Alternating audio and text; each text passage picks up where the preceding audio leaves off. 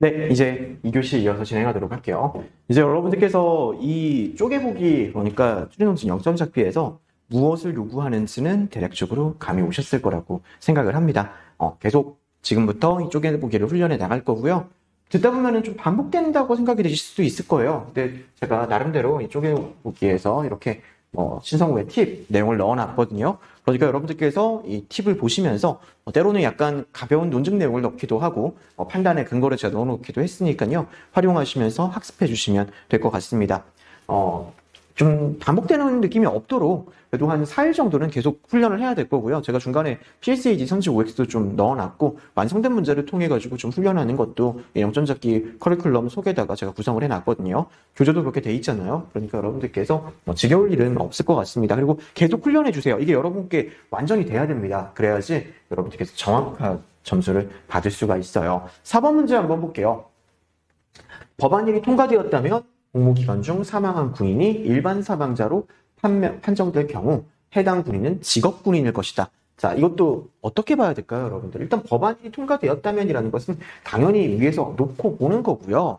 이제 법안일을 봐야 되는 거죠. 법안일이 어떤 내용을 이야기할지를요. 자, 복무기간 중 사망한 군인이 일반 사망자로 판정된 경우 해당 군인은 직업군인일 것이다 라고 되어 있습니다. 자, 여러분들 이런 꼴 자체가 지금 조건문의 형태로 나와 있는 꼴이에요. 근데 조건문을 이제 여러분들 겁먹지 마세요. 논쟁에서 제가 더 많이 알려드릴 건데요. 조건문이라는 것은 뭐뭐라면, 그래서 영문으로 이야기하면요. if 뭐뭐라면, A라면, 그러면은 then B다. 이렇게 이야기하는 게 조건문에 대한 기본적인 구조지 않습니까? 여기서도 복무기간 중 사망한 군인이 일반 사망자로 판정되었다. 이게 지금 A에 해당하는 경우예요. A에 된다면은 해당 군인은 직업군인이다, B다라고 말을 하고 있는 거죠. 근데 이게 뭐 특별히 다른 꼴이 아니라 우리가 1번 문제에서 봤던 거랑 같아요. 1번 문제에서 뭐라고 나와 있죠? 아까 전에 풀었을 때요. 1번 문제에서 풀었을 때 뭐뭐 해당하는 것, 이게 간접통제다라고 이야기하고 있거든요. 근데 이제 다만 지문에서는 간접통제에 대한 이제 규정이 나와 있었고, 이 규정이라기보다도 이제 정의가 나와 있었고, 이 정의에 부합하는지를 따졌던 꼴입니다. 이 간접통제 앞뒤에 작은 따옴표가 나와 있는 것에서도 여러분들께서 서술의 방식을 좀 알아야 되는데, 여기 필요한 것은 간접통제가 무엇이다라고 말하는 정의가 필요했던 거고요. 그리고 뒤쪽에서 나오는 것은 지금 뭐가 나오느냐? 뒤쪽에서 지금 4번 문제 같은 경우는 이제 어떤 법을 기준으로 했을 때 법률 요건과 법률 효과를 비교해가지고 판단을 하도록 하는 거죠. 근데 이제 사실 이 꼴 같은 경우는 조건문에 상당히 가깝습니다. 자, 그럼 법안일을 한번 보죠. 의무 복무자로 복무기간 중 사망한 군인은 순직자로 본다라고 되어 있네요. 자, 법안일은 의무 복무자로서 복무기간 중 사망하면 순직자가 되는 거예요. 자, 그럼 여기서 일단 일반 사망자로 판정되었다고 되어 있습니다. 그럼 여러분들이 이걸 보고 일반 사망자는 무엇과 대비되는지를 봐줘야 되는 거예요. 자, 일반 사망자는 뭐랑 대비될까요? 이게 감이 있으면 순직자라는 것과 대비돼가지고 일반 사망자가 있다라는 것을 생각해 줄 수가 있을 거예요. 선생님, 저는 그게 잘 떠오르지 않는데요. 이제 텍스트를 통해 가지고 지금 여기서도 뭐 이런 내용 같은 경우는 배경 지식으로 확인해 주셔도 되는데요. 결국 지문에 나와 있습니다. 군복무 중 사망한 경우 순직자 또는 일반 사망자라고 되어 있는 거죠. 그러니까 여기 밑에 지금 순직자로 본다라고만 나와 있으니까 일반 사망자는 어떤 관계가 있을지 생각을 해주셔야 되는 거고요. 제가 추천드리는 것은 굳이 이제 이렇게 순직자 또는 일반 사망자라는 걸 찾지 않더라도 단어의 의미로서 순직했다, 그게 아니다, 일반적으로 죽었다라는 것이 구분되는 내용이다라는 것을 파악하면 올라갈 필요가 없는 거죠. 자, 일반 사망자로 판정되었다라는 것은 어떻게 보면은 결과인 거죠. 자, 법안일을 한번 보겠습니다. 순직자로 의무복무자로서 복무기간 중 사망하면 순직자로 본다라고 되어 있어요. 근데 지금 여기서는 일반 사망자라고 되어 있네요. 그럼 뭐죠? 순직자가 아닌 거죠. 순직자가 아니기 때문에요. 순직자가 아니기 때문에 앞에 나오는 경우에 해당하면 무조건 순직자가 돼야 돼요. 근데 순직자가 아니라고 했으니까 앞에 나오는 의무복무자로서 복무기간 중 사망한 군인에 해당하지 않겠다라고 여러분들께서 추론이 가능하죠. 왜? 여기 앞에 있는 if A then B 꼴이기 때문에 A에 해당하면은 무조건 순직자가 돼야 되는 겁니다. 순직자로 판정되지 않았다라고 하면은 A가 아니어야 된다라는 거죠. 우리는 이거를 뒤에서 이제 뭐 논증에서 공부하게 될 건데 후권 부정이다라고 배우기도 합니다. 뭐 간단하게 생각하면은 우리가 중고등학교 때 배웠던 내용 가지고 보면은 대우라고 생각할 수도 있죠. 순직자가 아니라고 하면은 의무복무자가 아니거나 복무기간 중 사망한 군인이 아니다. 그러니까 이 전체에 대한 부정이 돼야 되는 거예요. 자, 의무자로서 복무기간 중 사망한 군인의 부정은 의무복무자가 아니거나 복무기간 중 사망한 군인이 아니다. 이렇게 이어지게 될 겁니다. 그걸 이제 우리가 드모르간의 법칙이다라고 중고등학교 때 배우기도 했었죠. 뒤에서 좀 더 자세하게 이야기 드릴 거지만요. 뭐 이런 거를 볼 때 추론에 대한 논증이 들어가지만 들어가는 경우가 딱 이 정도입니다. 이것만 이제 확인해 줄 수가 있는 거예요. 시험 문제 적용하기 위해서는 순직자로 본다. 일반 사망자가 아닌 거구나. 법안에서 후권이 부정됐으니까요. 의무복무자가 아니거나 복무기간 중 사망하지 않아야 돼요.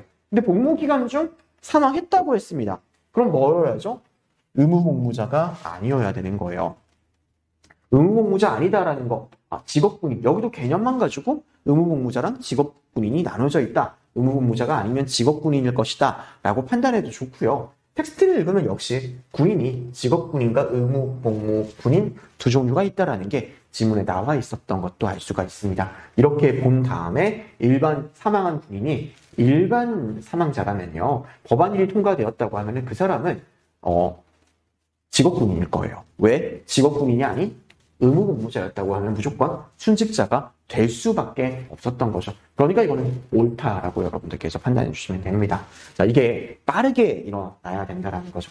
자, 여기서 제가 여러분들께 설명해 드리고 싶은 거는요. 후권부정이에요. 후권부정. 후권부정이라는 게 논증에도 나오지만요. 그냥 우리의 논리적 사고체계에 다 일반적으로 나오는 거예요. 법령 역시도 이제 법령이라는 것도 논리의 확장입니다.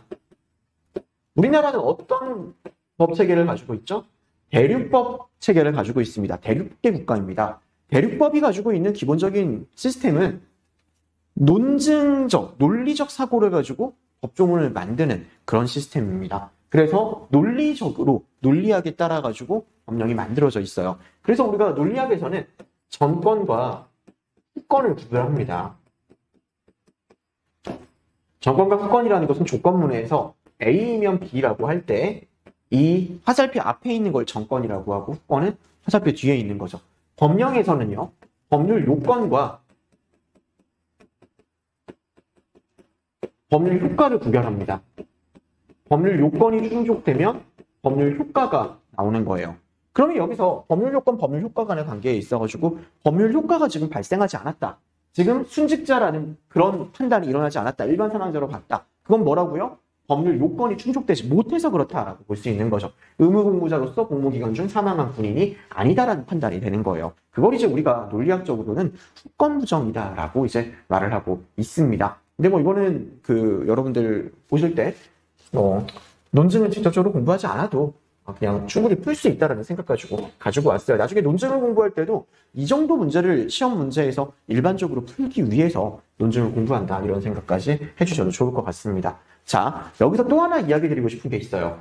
여기 보면요. 군 복무 중 사망한 경우 순직자 또는 일반 사망자로 판정하고 있다라고 나와 있습니다. 여러분들이요. 추리 논증을 볼 때 또는이라든지 이런 표현 같은 거를 너무 논리학적으로만 바라보면 안 됩니다. 논리학에 해당하면은 순직자면서 일반 사망자 동시에 있을 수 있다잖아요. 또는이라는 것은 논리학적으로는 논리학적으로 선언이라는 것은요. 논리학에서 선언이라는 것은 이제 기호로는 V로 이렇게 표현을 하고요. 이 선언이라는 것은 집합 개념에서 파생되었다라고 제가 이야기를 드리죠. 논리학에서 또는이라는 것은요. A 또는 B라는 것은 A가 참이는 것도 되고 B가 참이는 것도 되고 A랑 B가 둘 다 참인 것도 됩니다. 근데 실제로 우리가 일상에서 쓰이는 또는이라는 표현은요. 커피 또는 차 중에서 무엇을 드시겠습니까? 라고 누가 이야기를 할 때 둘 다 마실게요 라고 말하면은 그건 안 됩니다 라는 대답을 드릴 수가 있단 말이에요. 즉 일상에서 쓰는 또는이라는 것은요. 둘 다 되는 게 아니라 둘 중에 하나만 된다 라는 그런 표현으로 쓰여요. 둘 중에 하나만 된다라는 것을 이제 우리가 배타적 선언이라고 이야기를 하기도 하거든요. 순직자 또는 일반 사망자라는 것은 순직자만 되거나 일반 사망자만 되거나 둘 다 동시에 되는 경우는 없다라는 거죠. 이렇게 쓰이는 또는이라는 것의 의미도 여러분들께서 정확하게 파악해 줄 수 있어야 합니다. 그러면 이 문제는 어렵지 않게 풀 수가 있습니다. 자, 원래 문제 어떻게 되어 있는지 한번 볼까요? 원래는 이런 글이에요. 되게 글이 길죠. 글이 길고 지금 이제 보기가 하나만 판단하라고 나오는 건 아닙니다. 자, 우리가 봤던 기억 한번 볼게요. 법안 1이 통과되었다면 복무기간 중 사망한 군인이 일반 사망자로 판정된 경우 해당 군인은 직업군인이라고 되어 있는 거죠. 그럼 방금 사고를 똑같이 거치는 겁니다. 법안 1을 보는 거예요. 법안 1을 보니까 복무기간 중 사망한 군인이 일반 사망자다. 그러니까 순직자가 아니구나. 그러면은 의무 복무자로서 복무기간 사망한 군인이 아니다. 근데 복무기간 중 사망한 군인이라고 했으니까 의무 복무자가 아니라 직업 공무원이 될 수밖에 없구나. 이런 생각을 해주는 거죠. 자, 이렇게 법안 1이 하나 파악이 됐으면요. 법안이랑 법안상 같은 경우는 사실 상당히 쉽게 볼 수가 있습니다. 그러면서 나머지 선지까지 판단을 해주는 거죠. 다 읽고 푸는 게 아니에요. 얘를 이미 다 읽은 다음에 판단하는 게 아닙니다. 그리고 위에 나와 있는 이 배경에 나와 있는 이 내용조차도요. 그냥 아무 생각 없이 읽는 게 아니라 내가 이 법안 1을 판단하기 위해 가지고 어떤 정보가 필요한지를 생각을 하고 그 필요한 정보를 찾아서 읽어서 해결한다는 생각으로 올라가서 여러분들께서 판단을 해주셔야 하는 거죠. 자, 5번 문제 한번 보도록 하겠습니다.